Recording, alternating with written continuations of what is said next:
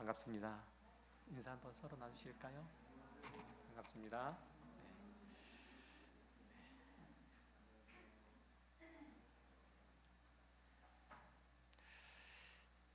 이제 완연한 여름이 된 것 같습니다. 날씨가 제법 더운데 덥지 않으세요? 괜찮으세요?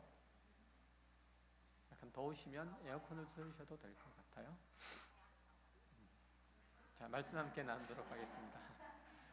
자, 요한복음 15장의 포도나무의 비유를 통해서 주님께서 제자들에게 가르치시고자 하는 가장 핵심적인 내용은 내 안에 거하라 라는 말씀이었죠. 가지가 포도나무에 붙어 있어야만 그 정체성을 나타낼 수 있고 그 생명을 공급받을 수 있고 또 그 열매를 맺을 수가 있는 거죠. 가지가 포도나무에 붙어 있으면 그 가지는 포도나무이지만 그렇지 않으면 그저 땔감에 불과하다는 얘기예요. 이런 표현들은 예수께서 15장에도 잘 나타나 있는데 거기에 보면 이렇게 되어 있습니다. 인자야 포도나무가 모든 나무보다 나은 것이 무엇이랴? 숲속의 여러 나무 가운데 있는 그 포도나무 가지가 나은 것이 무엇이랴? 그 나무를 가지고 무엇을 제조할 수 있겠느냐? 그것으로 무슨 그릇을 못을 만들 수 있겠느냐? 불에 던질 땔감이 될 뿐이라. 불이 그 두 끝을 사르고 그 가운데도 태웠으면 제조에 무슨 소용이 있겠느냐?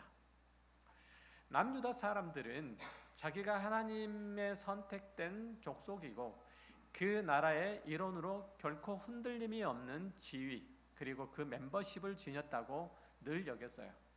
비록 자기들이 때때로 죄를 지어서 하나님의 진노 가운데 있다 하더라도 회개하고 돌이켜서 그 앞에 나오면 하나님께서는 그들을 사하시고 세계 모든 민족 중에서 뛰어나게 하실 거라는, 회복시키실 것이라는 그런 믿음들이 있었던 거죠. 그들을 제사장 나라로 다시금 세우실 것이라는 그런 이해들이 있었습니다. 물론 이런 그들의 믿음은 사실이에요. 그러나 하나님께서 그들에게 주신 회복과 구원은 늘 현세적이라기보다는 내세적이고 육체적이라기보다는 영적이고 그리고 민족적이라기보다는 단체적이기보다는 개별적인 성격이 크다는 사실, 이걸 잘 깨닫지 못했죠. 그래서 바벨론 포로 생활을 겪고 돌아온 이스라엘은 정치, 경제, 종교 이런 현실의 회복과 부흥에 관심을 뒀고 신명기에서 강조하는 대로 하나님의 율법을 잘 지키면 그 모든 부흥들을, 회복들을 다 이룰 수 있으리라고 믿었던 거죠. 하지만 그들은 자기들에게 법을 주신 하나님의 권위에 순복하거나 하나님께서 그들에게 법을 주신 목적을 헤아리려고 하는 그런 노력은 전혀 기울이지 않았다는 거예요. 그저 율법의 외적인 의식을 성실히 지키기 위해 최선을 다할 뿐이었죠. 율법의 각 조항들을 틀림없이 지키고 죄를 행함에 있어서 철저히 행하는 것, 그뿐이었어요. 물론 그런 수고, 그런 노력도 금방 식어갔지만 아무튼 그들은 자기 나라가 신정 국가임을 잊지 않으려고 애를 썼던 거죠. 왜 이스라엘 백성들이 그렇게 율법의 외형을 지키려고 열심히 노력을 했을까요? 왜 그것에 치중을 했을까요? 그 답은 간단해요. 그렇게 하면 하나님께서 그들을 회복시키시리라, 복을 주시리라 믿었기 때문이에요. 또 열심히 있는 그 모습을 자랑 삼아서, 무기로 삼아서 다른 사람 앞에서 목청을 높일 수가 있잖아요. 자신의 정치적인, 사회적인, 종교적인 그 영향력들을, 입김을 행사할 수 있었기 때문이에요. 율법이 요구하는 바 하나님의 거룩하신 성품과 의로우신 뜻을 자신의 삶에 담아내려고 하는 그 노력은 기울이지 않고 눈에 보이는 의식을 화려하고 엄숙하게 지키면 다른 사람에게 인정받을 수 있다고 생각했던 것이죠. 다른 사람보다 더 낫다고 여겨질 수 있었다는 거예요. 그들을 향한 하나님의 애정어린 마음을 헤아리는 것, 이런 거는 관심이 없었고 그 선하신 계획에 성실하게 참여하겠다는 그 마음의 다짐은 없었고 그 사랑과 은혜 안에 있는 당사자로서 하나님을 사랑하고 순종하고 찬미하라는 마음은 없었고 그저 그들에게 어떤 유익이 올 것인가, 내가 하나님을 믿어 나에게 어떤 도움이 찾아올 것인가, 여기에만 관심을 가졌다는 거예요. 이에 대한 하나님의 책망과 하나님께서 그들에게 분노하심은 굉장히 철저하고 또 강력했죠. 이사야서 1장 10절 이하를 보면 이렇게 하나님께서 말씀하세요. 이사야를 통해서 너희 소돔의 관원들아 여호와의 말씀을 들을지어다. 너희 고모라의 백성아 우리 하나님의 법에 귀를 기울일지어다. 여호와께서 말씀하시되 너희의 무수한 재물이 내게 무엇이 유익하냐. 나는 양의 번제와 살찜 기름에 짐승의 기름에 배불렀고 나는 수송아지나 어린 양이나 숫 염소의 피를 기뻐하지 아니하노라. 너희가 내 앞에 보이러 오니 이것을 누가 너희에게 요구하였느냐. 내 마당만 밟을 뿐이니라. 남유다 사람들이 오직 제사와 의식들을 잘 지켜서 행했던 것은 하나님의 복이 그들 가운데 끊어지지 않게 하거나 하나님의 징계의 회초리를 피하려고 하는 그런 의도뿐이었다는 거예요. 그들이 그 마음으로부터 하나님을 기뻐하거나 그 성품을 따르거나 그 택하심의 목적을 이루려고 하는 생각들은 없었던 거죠.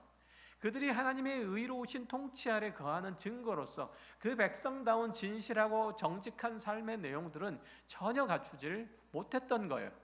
그래서 이어지는 15절에서 하나님께서 남유다 백성들에게 이런 강한 책망 그리고 노여움을 표현하시죠. 너희가 손을 펼 때에 내가 내 눈을 너희에게서 가리고 너희가 많이 기도할지라도 내가 듣지 아니하리니 이는 너희의 손에 피가 가득함이라. 이렇게 말씀하세요. 이스라엘이 간절히 하나님을 부를지라도 그들에게서 눈을 돌리실 것이고 기도할지라도 듣지 않으실 거라고 말씀하세요. 왜냐하면 그들의 행위가 하나님의 백성이라면 도저히 용납할 수 없는 일들을 저지르고 있기 때문이라는 거죠. 그들의 외형으로는 입술로는 언약 백성이라고 고하지만 그들의 삶는 모습과 내용과 소원들은 결코 하나님을 모시고 사는, 하나님을 사랑하는 자답지 않기 때문이에요. 아까 읽었던 에스겔서 15장 표현대로 하면 여러 나무 사이에 있더라도 그 모양과 형태를 보면 틀림없이 포도나무가 맞아요. 포도나무가 맞는데 그 열매를 찾을 수가 없는 거예요. 왜 그럴까요? 그들이 살아가는 삶의 이유와 목적이 하나님께 있지 않았기 때문이에요.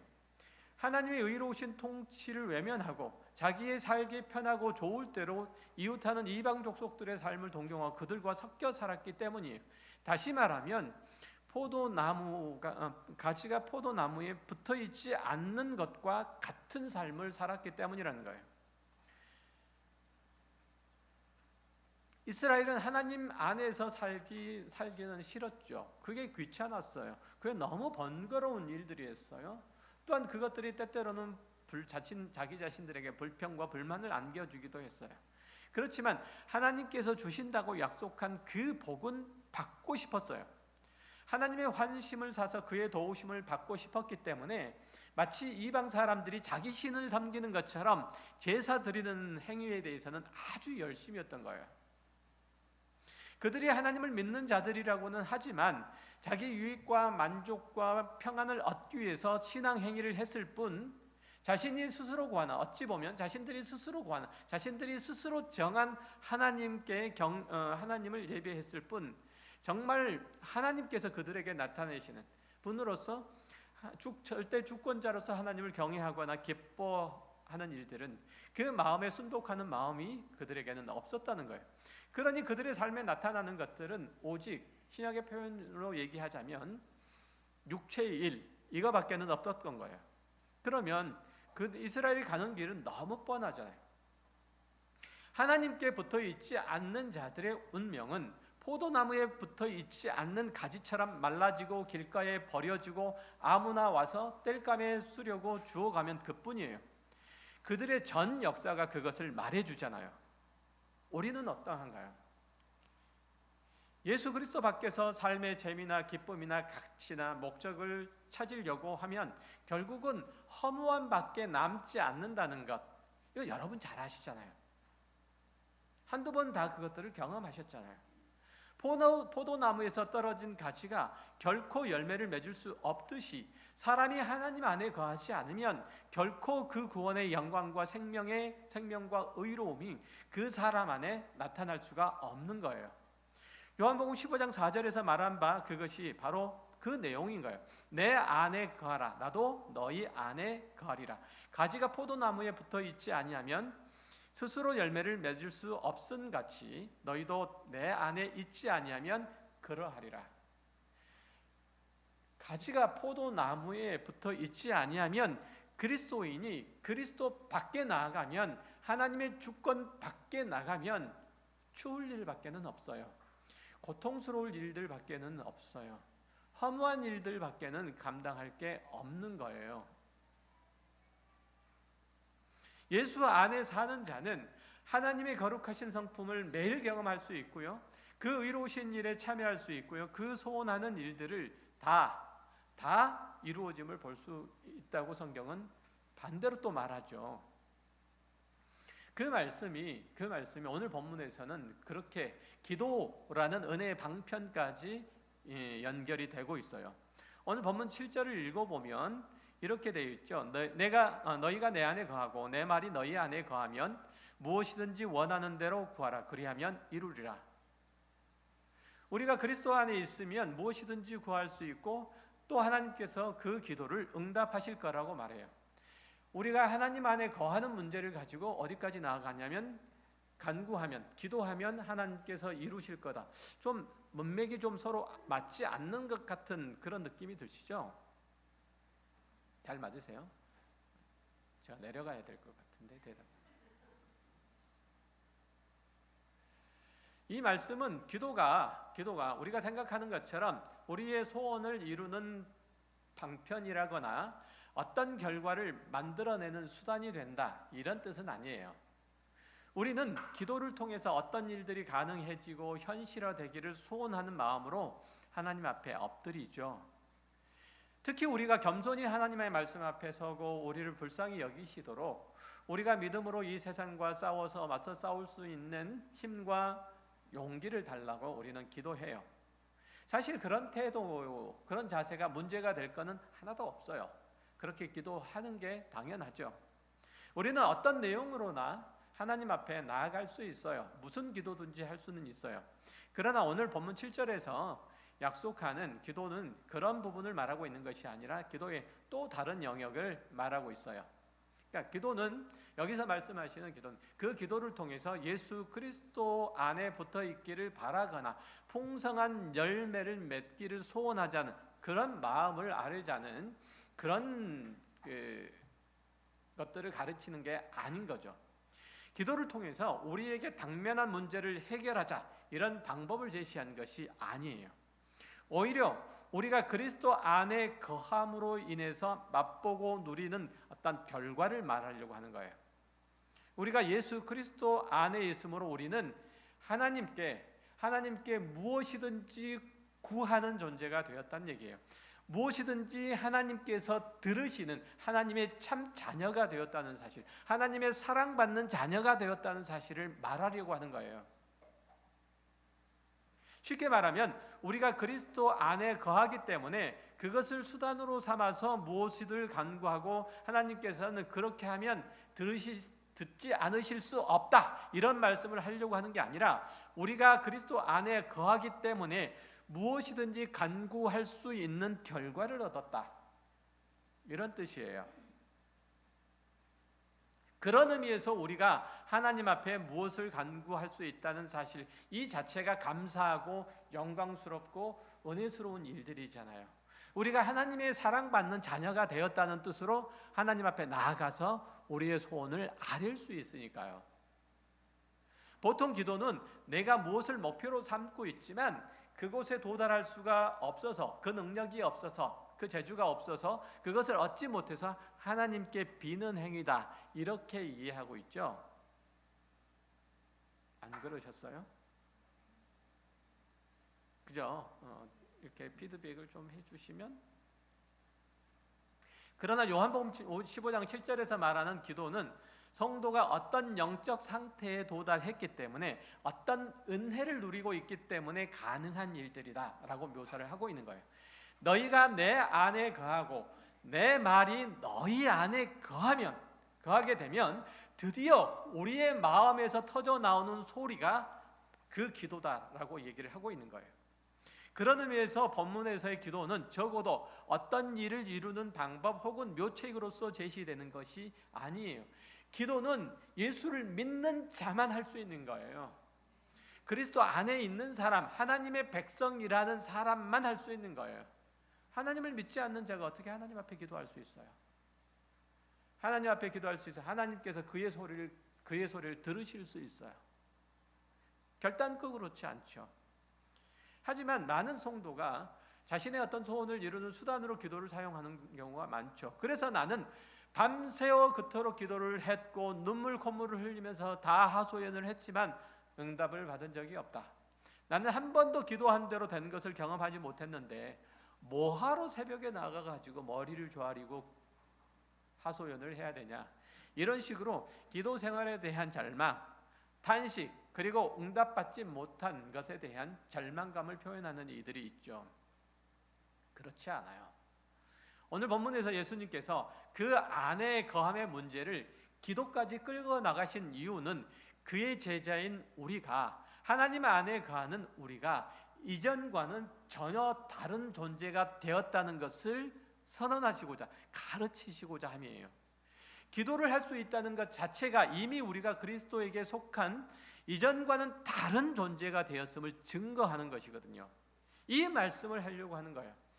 기도할 수 있다는 것 자체가 우리보다 높으신 하나님을 모시고 계시며 그 주권 안에 있음을 자랑으로, 기쁨으로, 안심으로 여기고 있다는 뜻이에요.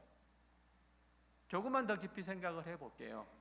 우리는 대개 무엇을 얻기 위한, 반복적으로 말씀드리지만 무엇을 어디로 가는 길을 묻는 수단으로 이렇게 하면 좋을까요? 저렇게 하면 좋을까요? 라는 그 수단으로 기도라는 도구를 사용을 해요. 우리에게 닥친 문제를 해결하고자 하는 아우성과 우리의 연약하고 부족한 것들을 채우고자 하는 소원으로 기도를 한다는 거예요. 그러나 본문이 말하는 기도는 우리가 하나님의 자녀로서 그 안에 있게 되었기 때문에 얻게 된, 누리게 된 결과임을 깨닫고 나면 이제 우리의 기도는 그 방향과 목적 면에서 이전과는 확연하게 달라질 수밖에 없다는 것, 그것을 말씀드리고자 하는 거예요. 그러면 여러분은 이렇게 물어야만 해요. 기도가 어떤 결과를 얻기 위한 수단이 아니라면 뭐하러 기도를 하냐? 자, 하나님께서 우리에게 기도를 통해서 우리를 만나시는 것은 돈을 주시려고, 힘을 주시려고, 지위를 주시려고, 지혜를 주시려고 그렇게 하시려는 것 아니에요. 하나님이 우리의 기도를 들으셔서 돈도, 재능도, 건강도, 권력도 주시고 난 후에 우리의 그것들, 우리가 얻은 돈을, 권력을, 지혜를, 이런 것들을 이용해서 하나님의 일을 하시려고 하는 게 아니에요. 생각을 해보세요. 뭐하러 그렇게 하시겠어요? 돈만 받고 튀는 사람 많잖아요. 그렇죠? 하나님께서 주신 돈만 받고 튀는 사람 굉장히 많아요. 그냥 하나님께서 그러면 그냥 직접 하시는 게 낫지. 권력을 이제 얻고 난 다음에 그 권력을 사용해서 자기가 왕인 것처럼 구는 사람들도 많은데 그렇게 하실 이유가 없는 거예요. 이 대목이 우리가 오해하는 바예요. 그런 의미에서 세상 어리석은 기도가 하나님, 저에게 물질을 주시면 제가 하나님을 위해서 사용하겠습니다. 저에게 권력을 주시면 나쁜 놈들을 혼내주시겠습니다. 이런 거예요. 여러분이 기도해서 내 아들에게 권력을 주시면 내 아들이 믿음 생활을 잘하니까 그 권력을 가지고 나쁜 놈들을 혼내줄 것입니다. 이렇게 해서 그 아들이 지금 국회에 있어요. 그런데 국회에서 나쁜 놈들 혼내주고 있죠. 그 얘기하는 거예요. 그 얘기. 이를테면 가지가 나무를 붙잡고 있음으로 인해서 열매를 맺는 것이 아니라 오히려 나무가 가지에게 공간을 내주며 버팀목이 되고 양분을 공급하고 열매를 맺는다고 얘기를 하고 있어요. 그러니까 우리가 우리의 삶의 자리를 하나님께 내어드리는 것이지, 하나님께서 우리의 삶 가운데 오셔서 간섭하셔서 우리를 하나님의 전능하심으로 우리를 위쪽으로 끌어올려 달라는 얘기는 결코 아니라는 얘기예요. 우리의 기도가, 우리가 기도를 해서 하나님께서 그 소원을 들어주시면 그 결과를 가지고 우리가 하나님의 일을 하거나 하나님의 도움이 되거나 이렇지 않는다는 뜻이에요. 하나님께서 우리를 통해서 일을 하시는데 그 자비로우심과 은혜로우심과 성실하심을 모든 사람이 보도록 나타내시는 것이 하나님께서 우리를 통해서 일을 하심이에요. 즉 다시 말해서 하나님께서는 우리를 주인으로 삼고자 하는 것이 아니고 하나님께서 우리 안에서 역사하셔서 하나님의 전능하심과 거룩하심과 그 인자심과 성실하심을 나타내시고자 하는 거예요. 그러면 왜 우리가 기도를 해야 될까요? 한 가지 이유 때문이에요. 한 가지 이유 때문에. 하나님이 혼자 하실 수 없는 일들을 우리가 돕도록 부르신 게 아니라 하나님이 미처 생각하지 못했거나 손쓰지 못했던 것들을 이제 기억해내시도록, 이제 손을 쓰도록 촉구하도록 부른 것이 아니라 그분의 일에 우리가 초대되고 동참케 하는 영광을 주시려고, 그분의 일에 우리가 동참케 하는 그 영광을 주시려고 우리에게 기도라는 것을 하라고 하시는 거예요. 우리가 하나님의 일에 함께 하도록 대접해 주시는 말씀 것이란 얘기죠. 그렇게 하셔서 우리를 기쁘게 하시고 만족해 하시고 사랑케 하시고 우리의 믿음을 키우시는 거예요. 이것이 하나님이 우리를 향해서 가지고 계시는 기도를 통해서 하시는 최고의 계획이고 목표예요. 우리가 기도를 통해서 하나님의 일에 참여하는 그 영광을 얻게 된 것이라고 오늘 본문 7절이 얘기를 하고 있는 바예요. 하나님이 무엇이 부족해서 여러분의 주머니에서 돈을 뺏어 오시겠어요? 하나님이 무엇이 답답해서 여러분의 능력을 뺏어 오시겠어요? 언제부터 우리가 하나님을 도와드려야 하나님이 겨우 무엇을 하실 수 있는 분이 되셨을까요? 언제부터 우리가 세상 권력을 이용해서 하나님을 편을 들어드려야 하나님이 겨우 체면이 서시며 길을 펴실 수 있는 분이 되셨어요? 언제부터 우리가 언제부터 하나님께서 우리의 돈이 없으면 땅끝까지 복음의 증인들을 보내는데 한계를 가지셨어요? 내가 돈을 많이 벌고 그래 사업에 성공을 해서 선교사님들을 열심히 돕겠다, 좋은 생각이에요. 그러면 선교사님들 내 돈이 없으면 선교를 하지 못합니까? 그렇다고 믿어요. 어떤 이들은. 결코 그렇지 않아요.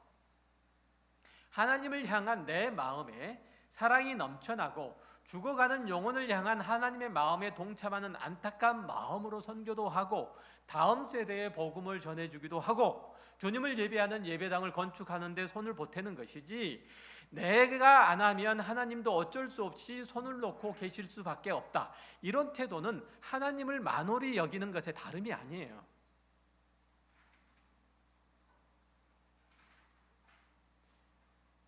그러나 이런 마음들, 이런 태도들이 우리에게 버릇처럼 남아져 있잖아요. 우리 조카도 그렇게 얘기를 한다잖아요. 내가 어떤 사업을 해가지고 하나님 일에 크게 한턱을 쏘겠다.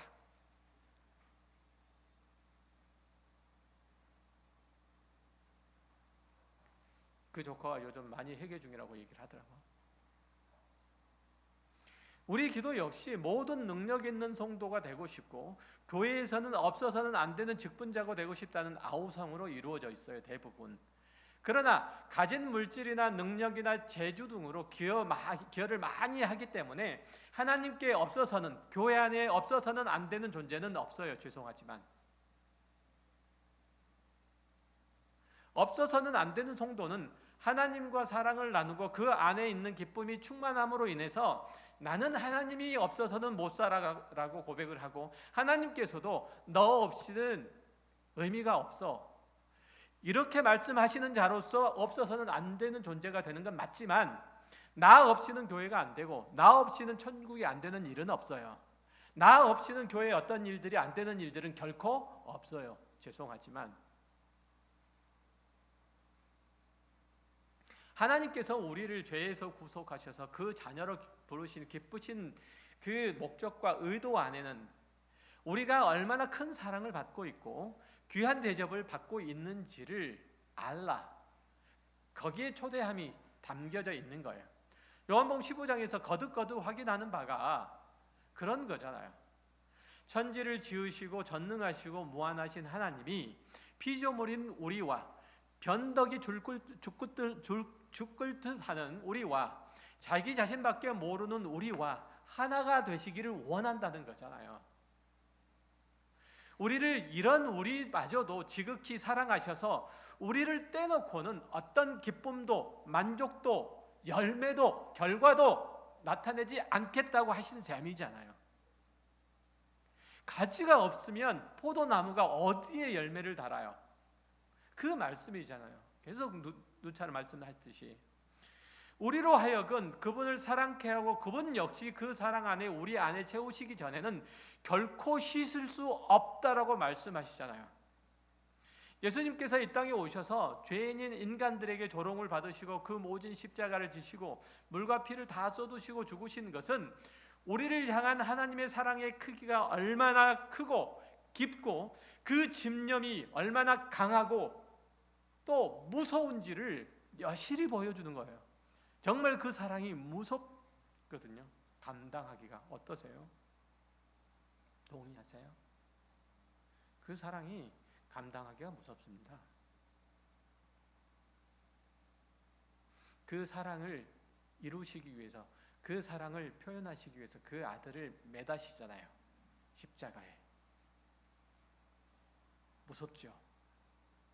그러나 우리는 그런 하나님의 마음과는 상관없이 많은 능력과 지혜와 재주를 주셔서 그것으로 하나님을 돕고 싶고 하나님 앞에서 충성심을 나타내고 싶고 하나님의 면을 세워드리고 싶어 해요. 이거는 신실한 신앙인의 모습이 아니에요. 어찌 보면 사기예요, 사기. 우리는 하나님을 위해서 돈을 내는 자가 아니에요. 머릿수를 채워드리는 자가 아니에요. 우리의 재능을 빌려주는 자가 아니에요. 그것은 우리가 하나님을 경외하고 사랑하는 외적인 표현이어야 돼요. 내가 하나님을 사랑함으로 하나님을 예배하고 하지 않고는 견딜 수 없으므로 이 자리에 나와 계셔야 되는 거예요. 내가 다른 어떤 것들보다 하나님을 더 사랑하고 하나님을 더 경외하기 때문에 하나님께 더 충성스러운 마음을 바칠 수 없기 때문에 내가 가장 어떤 의미에서는 사랑하고 내가 아끼고 내가 피가 타는 돈을 저기다가 볼모로 잡혀놓고 이 자리에 앉아 있는 거잖아요. 여러분들 돈보다 더 무서운 거 있어요? 돈보다 더 아끼는 거 있습니까? 돈보다 더 사랑하는 거 있습니까? 없잖아요. 그런데 그 돈을 저기다가 집어넣고 이 자리에 앉아 계시는 거예요. 무슨 말씀인지 이해하세요? 여러분들의 신앙의 고백이 그 정도라 이 말씀인 거예요. 고백이 무섭잖아요. 여러분의 그 고백도. 세상엔 돈 아깝지 않은 사람이 누가 있어요? 시간 아깝지 않은 사람이 누가 있어요? 여러분들을 뜻대로 사용하지 않는 돈, 여러분의 뜻대로 사용하지 않는 그 시간, 아깝지 않은 사람이 누가 있어요? 다 아깝잖아요. 그런데 그렇게 하고 있잖아요. 이런 태도, 이런 자세가 아니면 이 예배가 굉장히 무의미하죠. 건조하죠. 예수 그리스도를 보세요. 아버지 하나님을 향한 그 사랑의 진실무망함을 표현한 구절이 특히 요한복음에 되게 많은데 거기를 보면 우리가 하나님 앞에서 신앙의 목적을 어떻게 잡아야 하는지를 잘 나타내주고 있어요. 14장 1절을 보면 너희는 마음에 근심하지 말라. 하나님을 믿으니 또 나를 믿으라. 이 말씀은 예수님께서 자신을 믿는 것이 아버지를 믿는 것 같은 거라고 말씀하시는 대목이기도 하지만 지금 여기서 중요한 것은 다른 하나는 뭐냐면 어떻게 예수 그리스도께서 아버지 하나님과 일체가 되는지를 나타내고 있다는 점이에요. 그것은 하나님 아버지의 마음과 뜻과 계획이 아들이신 그리스도 안에서 오롯이 나타난 것에서 아버지와 아들이 하나가 되었다고 얘기를 하는 거예요. 나는 하나님의 자녀입니다 라고 하면 하나님의 뜻이, 하나님의 계획이 나를 통해서 나타나야 하는 거예요. 요한복음 14장 9절 10절을 이것을 이렇게까지 표현하고 있어요. 예수께서 이르시되 빌립아 내가 이렇게 오래 너희와 함께 있으되 내가 나를 알지 못하느냐. 나를 본 자는 아버지를 보았거늘 어찌하여 아버지를 보이라 하느냐. 내가 아버지 안에 거하고 아버지는 내 안에 계신 것을 내가 믿지 못하느냐. 내가 너희에게 이르는 말은 스스로 하는 것이 아니라 아버지께서 내 안에 계셔서 그의 일을 하시는 것이라. 여기서 아버지와 아들이 일체가 되는 것은 서로 사랑으로 하나가 됨으로써 그렇게 나타났다고 얘기를 하고 있는 거죠. 성부 하나님은 성자 하나님을 위해 살고 성자 하나님도 성부의 뜻을 자기 안에 가득 채우고 그 사랑 안에서 사시는 거예요. 한 가지 일도, 한마디의 말씀도, 하나의 계획도 아버지의 뜻을 땅에 떨어뜨리는 일들이 없다는 것으로서 성부 하나님과 하나가 되었다는 거예요. 이것은 우리 모든 그리스도인의 존재 이유와 목적과 삶의 가치도 똑같은 거예요. 여러분의 존재 이유가 바로 성부 하나님과 하나됨 안에 있어야 돼요. 고린도전서 11장 1절에서는 사도 바울이 바로 그런 취지에서 말하고 있어요. 내가 그리스도를 본받은 자가 된 것 같이 너희는 나를 본받은 자가 되라. 사도 바울이 교만했다거나 아니면 우월감에 취해서 이런 말씀을 한 게 아니에요. 기독교 신앙의 가장 핵심, 중요한 내용으로서 지금 우리가 받아야 하는 그런 권면을 지금 하고 있는 거예요. 예수님께서 나를 본 자는 아버지를 보았다라고 말씀하신 것과 사도 바울이 내가 그리스도를 본받았으니 너희도 나를 본받아서 예수처럼 되라 한 것은 우월감이나 자신감에서 표현한 것이 아니라 오히려 모든 성도가 그리스도 안에서 일체가 되고 하나님의 궁극적인 구원 목적을 성취하는 데 적극 참여하라고 그렇게 촉구하신 말씀이에요. 사도 바울의 인생은 일반적인 관점에서는 순조롭거나 성공적이지 않았어요. 결단코 가는 곳마다 방해를 받았죠. 감옥에 갇혔죠. 매맞고 쫓겨났죠. 심지어는 죽을 뻔했잖아요. 동족에게 당하는 위험이 있었고 이방인들에게 겪는 고통들이 극심했어요. 그러나 그의 일상적인 고백은 뭐냐면 내가 주를 위하여 무엇을 했다 이게 아니라 오히려 자기의 모든 일들이 그리스도께서 아버지 하나님의 마음과 하나 되어서 기꺼이 세상에 오시고 십자가 고난을 당하신 것을 그대로 나타나기만을 바랬다 이렇게 얘기를 하고 있는 거예요. 다시 말해서 자기 안에서 그 아들을 이 땅에 보내신 아버지의 마음이 자신의 삶 속에서 나타나기를 바랬다는 거예요. 여러분도 그런 소원을 가지고 사셔야 되는 거예요. 사도 바울뿐만 아니라 바울은 살든지 죽든지 그리스도가 존귀하게 되는 것, 그리스도가 나타나기를 간절히 기대하고 소망했을 뿐이잖아요. 그래서 세상이 그를 방해하고 핥히고 물어뜯더라도 기쁜 마음으로 살 수 있었다는 거예요. 그가 무슨 초월적인 능력이 있어서 그런 것 아니고요. 때려도 육체적으로 감각 없이 살아서 그랬던 것 아니에요. 한번 때려봐, 나 안 아파. 배 푹 뜨니까 아파. 애들이 장난하는 것처럼 나 복근 있다고 장난 그런 것처럼 살았던 것 아니란 말이죠. 아팠어요. 힘들었어요. 고생스러웠어요. 안주하고 싶었어요. 조금 누리고 싶었어요. 그러나 그럴 수 없었어요. 왜냐하면 하나님께서 그에게 주신 사랑에 겨웠기 때문에 그래요. 하나님의 사랑이 겨운 자는 그렇게도 사는 거예요. 그렇게 꼭 그렇게 살라는 얘기는 말씀드리는 거 아니에요. 꼭 그렇게 살아야만 한다는 것 말씀드리는 것 아니에요. 그렇게도 산다는 거예요. 하나님께서 보내주신 삶의 자리 가운데서 어떤 자리든지 순종하고 기쁨으로 감사함으로 하나님의 그 사랑을 받는 자로서 그 사랑을 표현하고 사는 거예요.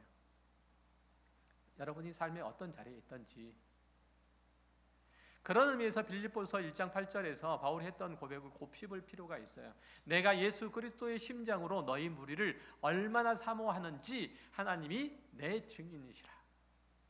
내가 예수 그리스도의 심장으로 너희를 얼마나 사모하는지 하나님이 내 증인이시라. 바울은 자신이 그리스도의 마음, 그리스도의 심장을 가졌다고 말해요.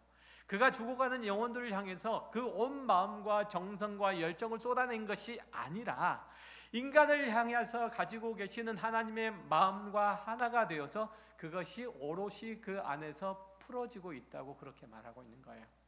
하나님의 사랑과 합하여져 있다고 얘기를 하고 있는 거예요. 이것이 성경이 말하는 기독교 신앙의 모범의 핵심이에요. 그가 얼마나 많은 교회를 개척을 했고 얼마나 많은 사람을 그리스도께 인도했느냐, 그가 복음을 증거하는데 얼마나 뜨거운 열정과 힘을 쏟았느냐, 이거 중요하지 않아요. 그가 하나님의 사랑으로 하나가 되어서 그 앞에 순종하고 그로 인해서 세상이 그를 핍박하고 조롱하고 비난했음에도 불구하고 그가 복음을 전하는 일들을 막을 수 없었다는 것이 신성경이 말하고자 하는 핵심이에요. 세상이 어떤 모습으로 그를 박해한다고 할지라도 그를, 하나님을 향한 그의 사랑은 막을 수가 없었다는 거예요. 그치게 할 수가 없었다는 거예요. 그 사랑을 어떻게 막아요? 그렇잖아요. 내가 어떤 남자를, 어떤 아내를, 어떤 여자를 사랑하는데, 그래서 결혼하고자 하는데 부모가 그걸 어떻게 막아요? 그렇잖아요. 막을 방법이 없는 거예요. 사랑하는데 함께 하나가 되지 않고는 견딜 수가 없는데 그걸 어떻게 막아요? 그 산중에 여기 계시잖아요. 그죠? 어떻게 막아요? 죄송합니다. 개인적인 말씀드려서 그 사랑을 막을 수가 없잖아요. 그건 거예요. 우리가 무슨 헌신을 하든 무슨 기도를 하든 무슨 전도를 하든 무슨 봉사를 하든 모두 다 이 마음이어야 되는 거예요. 하나님께서 우리를 얼마만큼 사랑했는지, 우리 기도, 우리 간절한 기도도 거기에 기대어 있는 거예요. 내가 하나님께 얼마만큼 했으니까 그거에 대해서 조금이라도 다시금 돌려주셔야 되지 않겠습니까? 이 거래하는 게 아니고 하나님이 나를 사랑하시는지, 나를 얼마만큼 사랑하시는지 제가 알기 때문에 뻔뻔하지만 그래도 그 사랑에 기대서 하나님께 간구합니다. 애들이 그렇잖아요. 그건 거예요. 그리고 나서 빌립보서 3장 17절을 보면 이전과는 전혀 다른 무게로 이 구절을 읽을 수가 있어요. 형제들아, 너희는 나와 함께 나를 본받으라. 그리고 너희가 우리를 본받은 것처럼 그와 같이 행하는 자들을 눈여겨보라. 예수 그리스도께서 하나님 아버지의 뜻에 완전히 순종함으로써 그분을 보이신 것 같이 사도 바울이 예수 그리스도와 하나 됨으로써 그 복음의 내용을 풍성하게 드러낸 것 같이 우리에게도 자신을 본받으라고 그렇게 얘기를 하고 있는 거예요. 이것이 참 신앙의 원리고 기도의 내용이어야 되는 거예요.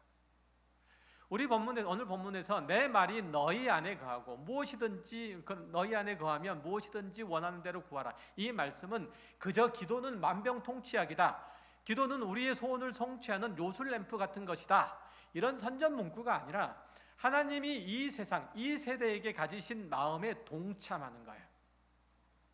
하나님이 그 애끓는 심정에 여러분이 동참하는 거예요.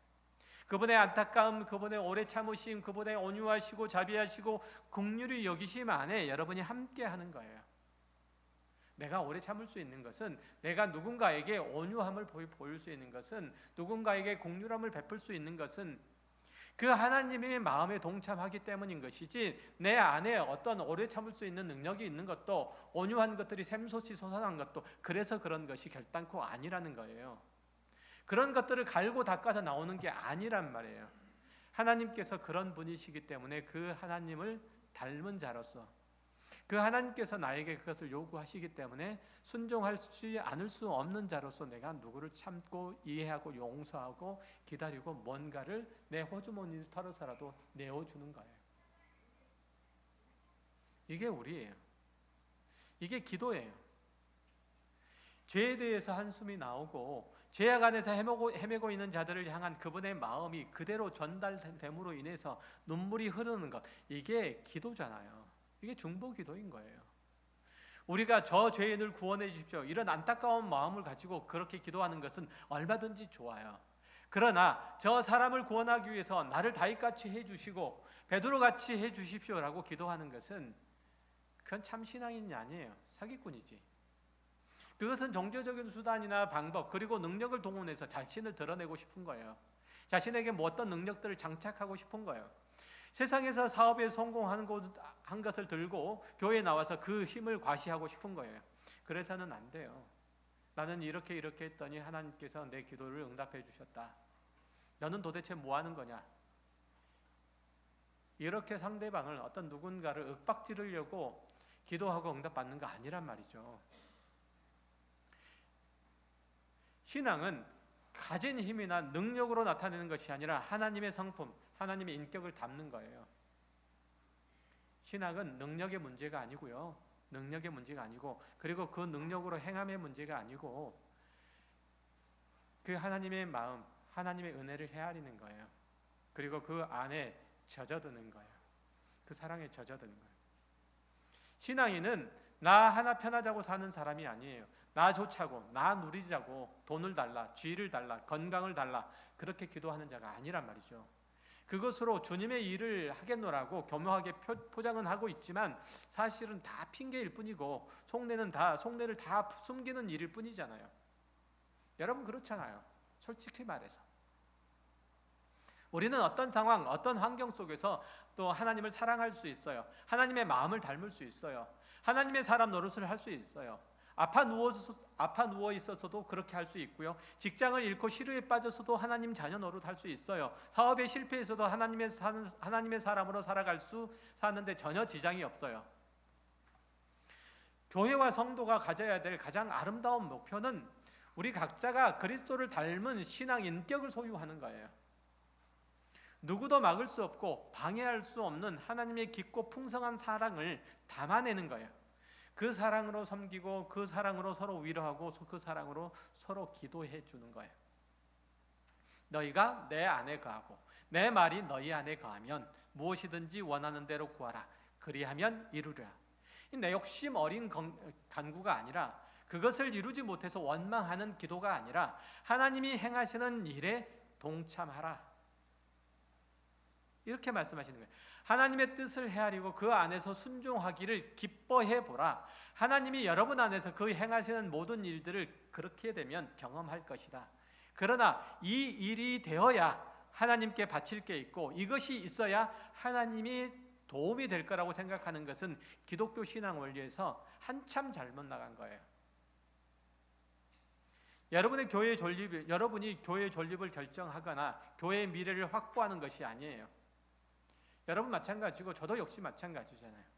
여러분이 하나님을 잘 보필해야 하나님께서 어떤 일을 하실 수 있는 것 결코 아니에요. 오히려 하나님이 여러분을 불러 구원하셨고 지금도 일을 하고 계시고 그 영광스러운 결과도 나타내실 거예요. 여러분이 다른 누군가를 돕는다면 하나님의 성품으로서 그렇게 하는 거예요. 하나님의 사랑으로서 그렇게 하는 거예요. 여러분이 다른 누군가를 위해서 기도하는 것은 하나님의 절절한 심정에 동감함으로 그렇게 하는 거예요.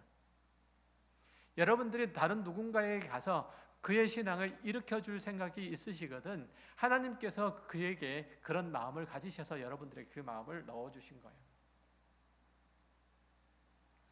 많은 성도들이 그 신앙에 기적도 없고 감동도 없음을 호소하고 있죠. 왜 그럴까요? 그의 하는 모든 행사가 신앙적이지도 않고 영적이지도 않기 때문에 그래요. 다만 물질에 얽매여 있고 물질로 환산하기 때문에 여러분의 신앙생활이 그토록 건조하고 무력해 보이죠. 예수 그리스도께서는 당신의 죽으심을 눈앞에 두고서도 많이 기뻐하시고 또 참으로 평안해 하시잖아요. 요한복음 15장 10절에 보면 이렇게 말씀하시죠. 내가 아버지의 계명을 지켜 그의 사랑 안에 거하는 것 같이 너희도 내 계명을 지키면 내 사랑 안에 거하리라. 내가 이것을 너희에게 이름은 내 기쁨이 너희 안에 있어 너희 기쁨을 충만하게 하려 함이라. 내 기쁨이 너희 안에 있어. 예수 그리스도는 죽음을 앞에 두고 기뻐하시는 거예요. 평안하시는 거예요. 그 소유하신 기쁨은 어디서 만들어졌을까요? 하나님의 사랑 안에 거함으로 만들어진 거예요. 우리도 그 기쁨을 주시려고, 우리에게도 주시려고 십자가를 지신 거잖아요. 우리에게 그 평안을 주시려고 그 격동하는 마음을 억누르시고 나의 언대로 하지 마옵시고 아버지의 뜻대로 하옵소서라고 기도하심으로써 당신의 운명을 하나님께 맡기셨잖아요. 이로써 그가 사랑하고 기뻐하고 만족하고 평안을 누렸던 모든 것들을 우리들에게 주실 수 있다는 것을 아셨기 때문에 그렇게 하신 거예요. 그의 평안을, 그의 기쁨을 우리에게 주실 수 있음을 아셨기 때문에 어떻게 하심으로써만, 그가 십자가를 지심으로써만 그렇게 하실 수 있으셨기 때문에 그렇게 기꺼이 하셨다는 거예요. 여러분 그렇게 하실 수 있으시겠어요? 여러분이 가지고 있는 하나님의 기쁨, 만족, 평안, 이것들이 그것을 누리지 못한 누군가에게 주기 위해서 여러분의 모든 것이라도 다 내어줄 수 있나요? 그렇게 하라고 말씀하시잖아요. 이것 때문에 지금 예수님께서 이렇게 말씀하시고, 이것 때문에 우리를 구원하시고, 이것을 위해서 하나님께서 우리들에게 약속하신 모든 것들이 존재하고 있는 거예요. 우리가 누려야 할 것이에요.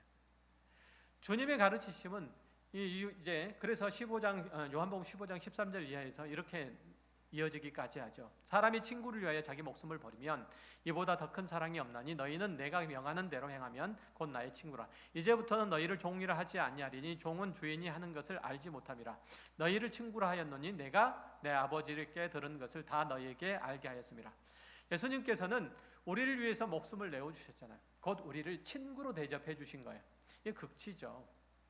이제 이로써 우리는 하나님을 아버지라고 부를 수 있게 됐고, 그분의 기업을 물을 자로 인정을 받은 거예요. 우리는 종이 아니라 친구, 아들인 거예요. 아들. 이 특권의 영광스러움이 우리 가운데 있다는 거죠. 성도는 이 세상의 잣대로 다른 사람보다 나은 자들이 아니에요. 다른 사람보다 돈을 많이 버는 사람도 아니고, 더 높은 지위에 올라 있는 사람도 아니고, 더 좋은 직업을 가진 사람도 아니에요. 물론 그러면 좋겠지만 그렇지 않더라도 그리스도인으로서 전혀 손해가 아니고 하나님의 영광을 나타내는데 조금도 모자라지 않아요. 성도는 세상을 바라보는 눈과 태도가 다른 사람을 성도라고 얘기를 해요. 자신이 이 땅에 살고 있기는 하지만 영원한 나라에 속한 자임을 알고, 그 나라에서 영광을 얻는 것이 이 땅에서 무엇을 차지하는 것보다 더 귀하고 값진 것을 알기 때문에 이 세상을 참아내는 거예요. 세상이 비록 물질로 괴롭히고 건강으로 힘들게 할지라도 그의 영혼을 파리하게 하고 초췌하게 하고 무력하게 만들 수는 없다는 것, 이것을 확인시켜 주는 자가 성도예요. 성도, 여러분이에요. 하나님과의 교제를 막을 방법이 없는 거예요. 그것은 우리가 죽음의 위협 앞에 있더라도 마찬가지예요. 여러분들이 영어 생활을 하더라도 마찬가지잖아요. 어떻게 여러분이 하나님과 교제를 하는 걸 막을 수 있어요? 북한에서도 가능하잖아요. 지하 토굴에서 교회 하잖아요. 2명, 3명 모여서 예배하잖아요. 그걸 어떻게 막아요? 이것이 성도에게 허락된 특권이고 영광이고 신비이고 자랑이에요. 당장 누릴 수가 있는 거예요. 물론 여러분의 눈이 물질과 욕심에 어두워지면 이런 것들 다 못 볼 거예요. 여러분의 마음이 세상에 빼앗기면 이 복을 누리지 못할 거예요. 그래서 여러분은 우리 모두는 다시금 참다운 기독교 신앙 안으로 들어와야 돼요. 이전까지 꿈꾸었던 물질이 풍성하고 자기의 이름이 빛나는 세상, 인생, 미래, 이것들을 접어두시고 그리스도인으로서 하나님 안에 사는 자의 특권, 그 사랑이 주시는 그 특권을 누리시길 바라요. 그래서 그분과 하나됨의 어떤 뜻과 계획들이, 그것들이 이루시는 일들이 기꺼이 동참하셔서 그 영광을 여러분의 삶 가운데 풍성히 드러내시기를 주의 이름으로 축원합니다. 기도하겠습니다. 하나님 아버지 감사합니다. 우리들에게 주어진